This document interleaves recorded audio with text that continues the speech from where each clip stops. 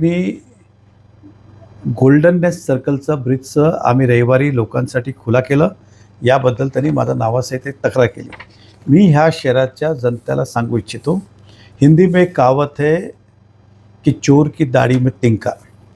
ह्या ब्रिज गेल्या 6 महिन्यापासून गाजतोय.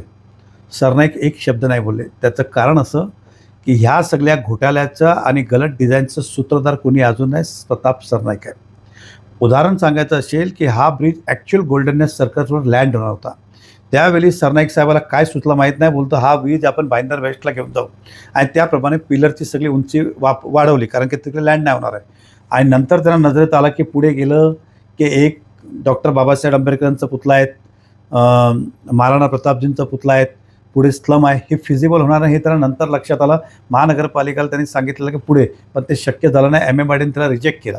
आपण बघितलं असेल तर हा ब्रिज जवळजवळ नाहीतरी 1 वर्षासाठी काम बंद होता. नंतर समजलं करताना हे करणारा सूत्रधार कोण होता, तर प्रताप सरनाईक आहे. म्हणून त्यांनी बघा ह्या एवढ्या गडबडला त्याने एक शब्द नाही बोलले कधी.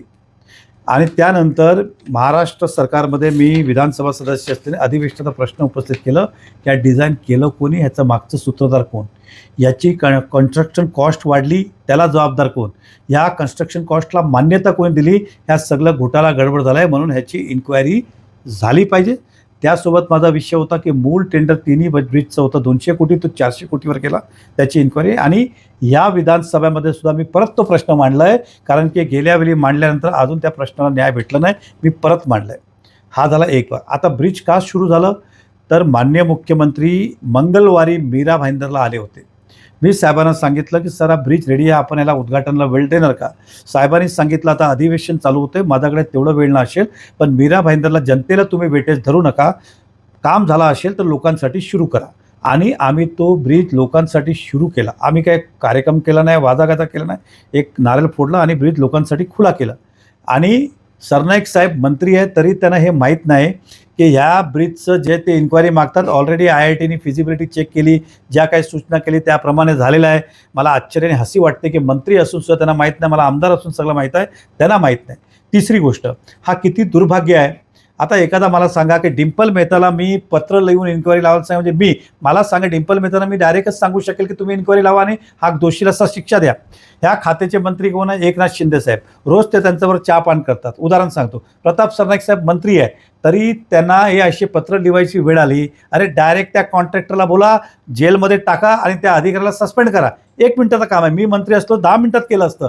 पण हे दाखवायला खाली हे प्रयत्न करतात आहे की हा जो आहे ब्रिज कदाचित अपघात होईल. तर आपल्या माहितीसाठी बघा, अपघात कधी होईल कुठे होईल हे काही सांगता येत नाही, परंतु IITने ब्रिजला फिजिबिलिटी रिपोर्ट दिली. ब्रिज तयार होता. मधल्या काळात आचारसंहिता असल्याने तो उद्घाटन झालं नाही. आम्ही या शहराचं पब्लिकसाठी खुला केला.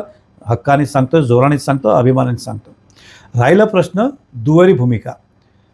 एक दिल्ली दरबार तर इकडे प्रताप सरनाईक रोज नाचत वाजत जातात, 10 तारखेला ब्रिज करा, 20ला केलं, नाही केलं तर आम्ही करू.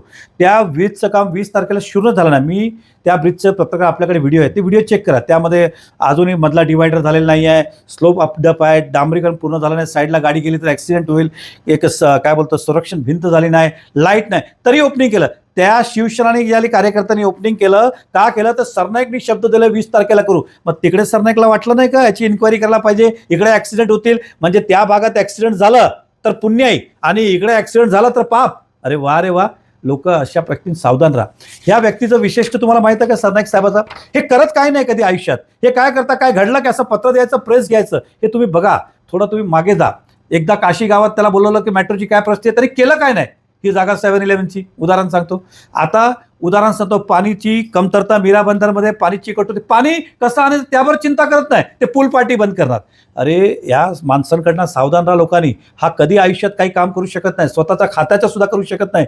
या सरनाईक साहेबांनी भाईंदर वेस्टला ST डिपोचं ऑक्टोबर महिन्यात उद्घाटन केलं, अजून तिकडे पाणी हल्लं नाही. काय काम तर पाणी हल्लं नाही. आणि मी चॅलेंज लावतो आपल्या माध्यमातून, सरनाईक साहेबांनी स्वतःची खात्याची कामं जे मंजूर केली भाईंदरला ते करून दाखवावं. मी जे बोलेल ते हारेल, हे तर त्याच्या बस की बात नाही आहे. आणि तरी सांगायचं असेल तर एकनाथ शिंदे साहेबांचं खातं आहे, जाओ पकड़ो, जेल में डालो. कॉन्ट्रैक्टर को आप करेंगे नहीं, क्योंकि इस कॉन्ट्रैक्टर के साथ आप मिले हुए हैं. हाच कॉन्ट्रॅक्टर जे कुमार ज्यांनी बांधला आहे तो तुमच्या प्रत्येक कार्यक्रमाला स्पॉन्सर आहे. परत सांगतोय, तुमच्या प्रत्येक कार्यक्रमाला हा कॉन्ट्रॅक्टर स्पॉन्सर आहे म्हणून तुम्ही कारवाई करणार नाही, खाली हे दाखवण्यासाठी पत्र आहे. आणि खरखर मर्दांची औलाद असेल तर या कॉन्ट्रॅक्टरला जेलमध्ये टाका आणि त्या अधिकारीवर जेलमध्ये टाका, म्हणजे मी तुम्हाला मानेल की आप जो बोल रहे हो करने के लिए कर रहे हो, दिखावे के लिए नहीं कर रहे हो. धन्यवाद.